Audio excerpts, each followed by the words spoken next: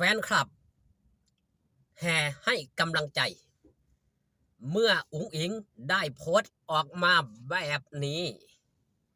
ลาหน่อยอุ๋งอิงโพสต์อย่างนั้นก่อนอื่นขอกล่าวคำว่าสวัสดีครับผ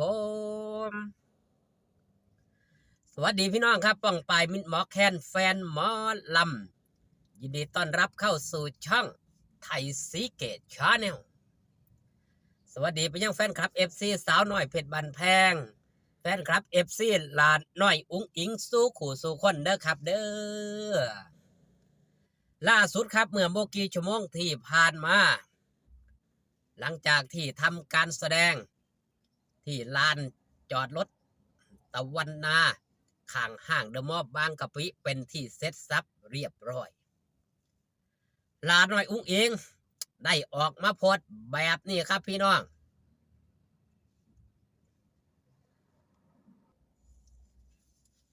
แบบนี้เลยครับเลิกงานแล้วเขียนงานส่งครูต่อสู้อุ๋งอิงเป็นภาพที่ลาหน่อยอุ๋งอิงนี่เขียนงานส่งคุณครูพร้อมกับชูนิ้ว2 นิ้วตามภาพที่พี่น้องได้เห็นเลยครับนั่นคือหมายความว่าลาหน่อยอุ๋งอิงเป็นศิลปินที่ต้องเฮ็ดงานในหลายๆด้านงานประจำก็เฮ็ดงานด้านการศึกษาก็ต้องทำควบคู่กันไปบอกง่ายๆครับลาหน่อยอุ๋งอิงบ่ถิ่มในการศึกษาการร่ำเรียนนั่นเองนี่ถือว่าเป็นศิลปินต้นแบบเป็นศิลปินแม่แบบอย่างแท้จริงถึงแม้งานมันสิสุกละหุกช่วงนี้ก็ถือว่าเป็นงานก็ยังบ่หนักปานใดเนื่องจากยังครับลาน้อยอุ๋งอิงก็แสดงบ่ได้ฮอดแจ้งเนาะพอมีเวลาก็ต้องเฮ็ดการบ้านส่งครูส่งงานคุณครูในยุคปัจจุบันนี่ถือว่าการเรียนนี่มันยังครับการเรียนนี่มันเปิดกว้างบ่จำเป็นต้องไปนั่งเรียนในห้องเรียนเฮาเรียนอยู่ด้านนอกอาศัยว่าส่งงานให้สม่ำเสมอสิ่งเหล่านี้ครับมันเป็นองค์ประกอบสำคัญเป็นอย่างยิ่งสำหรับบรรดาศิลปิน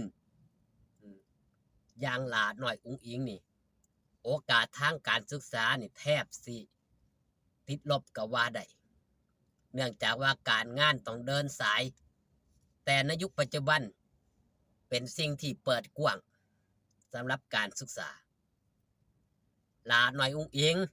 ผ่านการดูถูกผ่านการดูแคลนมาแล้ว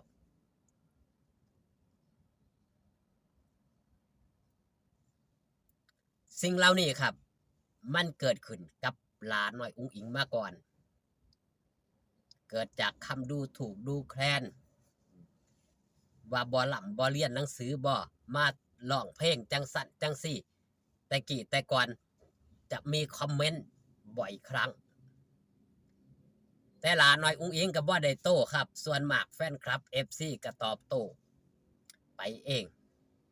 ลาหน่อยอุ๋งอิงบ่ต้องเฮ็ดหยังครับมีพ่อแม่ซอยปกป้องซอยดูแลลาหน่อยอุ๋งอิงเพียงแค่หยังครับเฮ็ดให้เห็นนั่นเองในคำดูถูกในคำดูแคลนหลายๆสิ่งหลายๆอย่างที่ประเดประดังเข้ามาหาลาหน่อยอุ๋งอิงลาหน่อยอุ๋งอิงบ่ตอบโต้ครับเก็บคำดูถูกเหล่านั้นมาเป็นแห้งผลักดันให้กับตัวเจ้าของเองในการต่อสู้ในการสร้างผลงานให้เขาได้เห็นว่าการที่ออกมาเฮ็ดแบบนี้นี่มันดีอย่างไร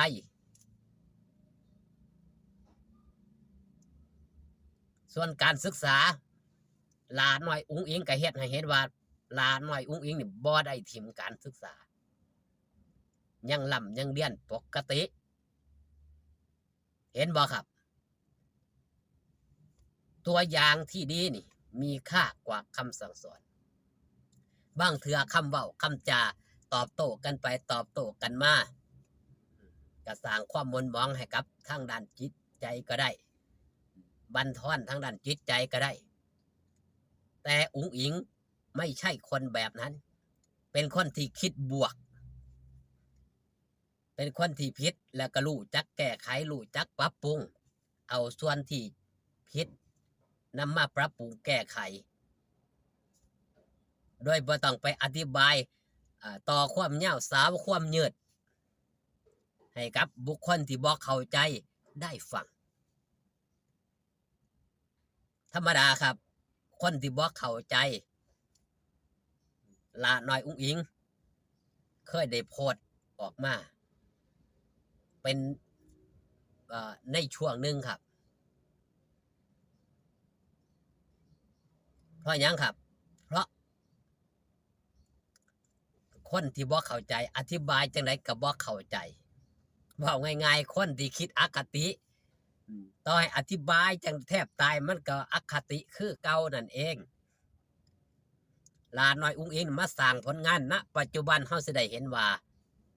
โดดเด่นประจักษ์ต่อสายตาว่าลาน้อยอุ๋งอิงนี่เฮ็ดได้ลาน้อยอุ๋งอิงทำได้ประสบผลสำเร็จได้ด้วยการลงมือทำอย่างเป็นจริงเป็นจังมือขึ้นเป็นจังไรแน่ครับอาญะล้านแตกคนยื่นแออัดยัดเยียดทั้งลานตะวันนาฝนตกผู้คนกับบ่อนี้บ่อแหนงบ่อนายบอกง่ายๆครับเขามามวนเขามาแล้วเขามวนเขาพอใจที่ซื้อบัตรซื้อตั๋วเขามาเบิงเขามาแย่งเขามามวนนั่นเองนั่นคือความสุขของแต่ละคนครับลาน้อยอุ๋งอิงคือองคาพยพไปสร้างความสุขมองหันไปสร้างความสุขมองนี้ให้กับผู้คนที่ต้องการความสุขแบบนี้สิ่งเหล่านี้ครับมันเกิดขึ้นจากการปฏิบัติการที่เรียนไปนำการที่เฮ็ดงานไปนำมันก็เป็นความสะดวกสบายอีกอย่างหนึ่งเป็นความสุขอีกอย่างหนึ่งของการที่ได้ลงมือเหตุการณ์ที่ได้ลงมือทำแฟนคลับ FC แห่แหนให้กำลังใจกันมากมายแล้วก็เป็นปลื้มกับลาน้อยอุ๋งอิงที่เป็นแบบนี้คลิปนี้ฝากตอนเอาไว้แต่เพียงสำนีครับขอบคุณที่มาเบิ่งมาแย่งพอกันคลิปหน้าสบายดีครับผม